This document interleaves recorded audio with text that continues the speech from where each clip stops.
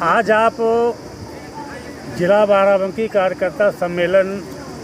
के मुख्य अतिथि के रूप में यहाँ विराजमान हैं।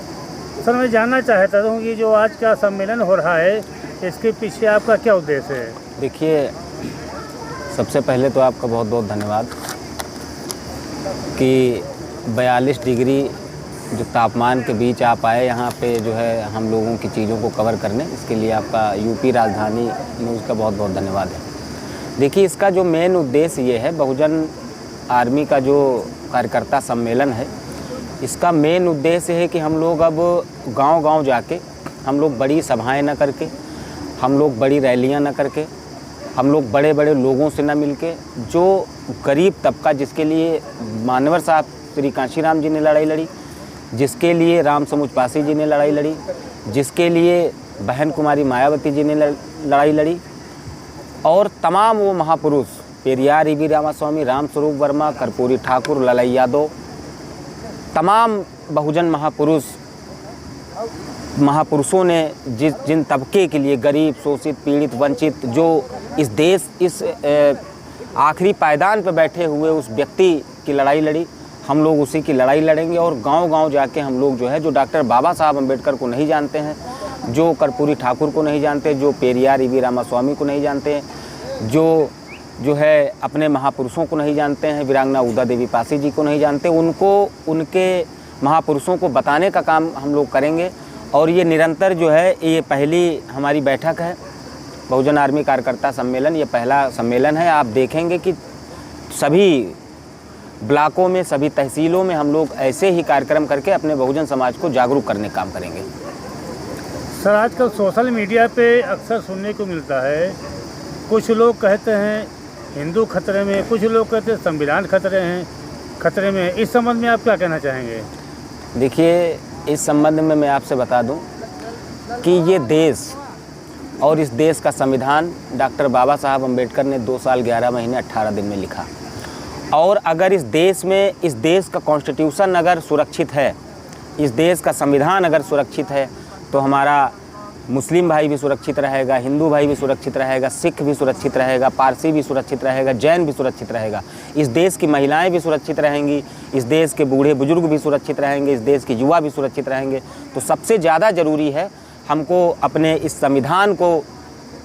बचाने की, इस संविधान को सुरक्षा देने की। चूँकि संविधान भी कहीं ना कहीं हमको लोगों को सुरक्षा देता है, लेकिन हम लोग जो लगातार भारतीय जनता पार्टी की सरकार जो डॉक्टर बाबा साहब अम्बेडकर के बनाए हुए संविधान को लगातार अमेंडमेंट कर रही है, लगातार उसमें बदलाव कर रही है, तो मुझे लगता है कि हम लोगों को SC ST OBC मुसलमान भाइयों को आगे आके भारतीय संविधान की रक्षा और सुरक्षा की जिम्मेदारी अपने हाथों पे लेनी होगी।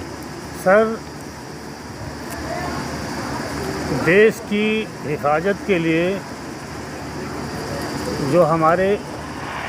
वीर सपूत अंग्रेज़ों का खजाना लूटे थे, उनको फांसी पर चढ़ा दिया गया था। बिल्कुल। लेकिन जो हमारे देश की सरकारें हैं, तो उनको शहीद का दर्जा देती हैं। तो यही काम छेदा पासी ने किया था, उसने भी अंग्रेज़ों का ही खजाना लूट करके अपने यहाँ देशवासियों और गरीबों की मदद किया था। तो उसको एक प्रकार से डाकू का रूप दिया। इस संबंध में आपका क्या कहना है? देखिए, मैं आपको बताऊं, ये आपने बहुत लंबा विषय छेड़ा है। खैर, मैं बहुत कम शब्दों में अपनी बात को ख़त्म रखूँगा इस विषय पे। देखिए, जब 1947 के पहले जब अंग्रेज़ों का शासन हुआ करता था, तो जो भी व्यक्ति इस देश की रक्षा और सुरक्षा की बात करता था, इस देश की जो प्रॉपर्टीज़ है उसको संरक्षित करने की बात करता था, इस देश की महिलाओं के सम्मान की लड़ाई को लड़ने की बात करता था, इस देश के युवाओं की शिक्षा पे बात करता था, रोजगार पे बात करता था, तो वो लोग ही, हिंदुस्तानी लोग ही, भारत के इस नागरिक ही अपने ही लोगों पे अन्याय अत्याचार करने का काम करते थे। अंग्रेज़ों ने कभी किसी पे लाठी नहीं बरसाई। अंग्रेज़ों के जो चापलूस थे,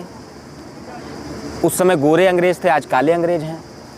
तो लगातार हम तो देख रहे हैं कि अंग्रेजी शासन तो नहीं रहा, लेकिन आज जो काले अंग्रेज़ हैं वो लगातार हमारे समाज पे, SC ST OBC मुस्लिम समाज पे लगातार अन्याय अत्याचार करने का काम कर रहे हैं। और वो अंग्रेज़ हैं, जो काले अंग्रेज़ हैं, वो कहीं ना कहीं आपको भारतीय जनता पार्टी की सरकार में देखने को मिलेंगे। वो भारतीय जनता पार्टी की सरकार है, जैसा कि आपने अभी बताया कि कुछ एक वर्ग है जो जो है जिसका एनकाउंटर होता है तो उसको शहीद का दर्जा दिया जाता है, और दूसरा वर्ग है जिसका एनकाउंटर होता है तो उसको जो है नक्सली बताया जाता है, डाकू बताया जाता है, लुटेरा बताया जाता है, चोर बताया जाता है, माफिया गुंडा बताया जाता है। तो एक संविधान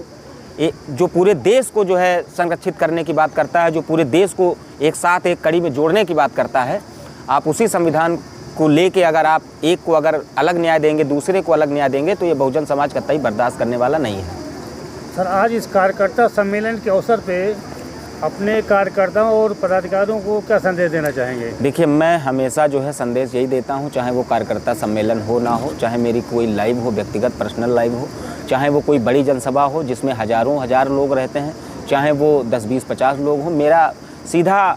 मेरा मैसेज यही रहता है समाज को कि भाई देखो, अब तो आप जाग जाओ, अब समय है जागने की। आज हम लोगों को जिस तरह मूली गाजर की तरह पूरे प्रदेश देश में काटा जाता है, चाहे वो कर्नाटका हो, उड़ीसा हो, बंगाल हो, राजस्थान हो, पंजाब हो, झारखंड हो, बिहार हो, चाहे वो बंगाल हो, वो तमाम देश और तमाम राज्यों में जो है जैसे कि हमारे SC, ST, OBC मुसलमान भाइयों को काटा जा रहा है मूली और गाजर की तरह, जिसकी हमारे लोगों की जानों की कोई कीमत नहीं है। आज हम लोगों की ज़मीनों पे कब्जे होते हैं, लेकिन हम लोग अगर कब्जे छुड़वाने की बात करते हैं तो उल्टा मेरे ऊपर ही मुकदमा होता है, मेरे ऊपर ही 151 का केस होता है, मुझे ही जेल जाना होता है, मेरी बहन बेटियों के साथ अन्याय अत्याचार रेप होता है, और जब उसका भाई उसके अपने न्याय की लड़ाई को लड़ने जाता है तो उसी के ऊपर मुकदमा दर्ज होता है। तो मैं अपने समाज के लोगों से ये बता देना चाहता हूँ कि जागरूक हो जाओ, डॉक्टर बाबा साहब अम्बेडकर का संविधान अपने हाथों में ले लो और संवैधानिक तरीके से इस देश में इन हरामखोरों मनवादियों को जो है धूल चटाने का काम करो, एक होकर।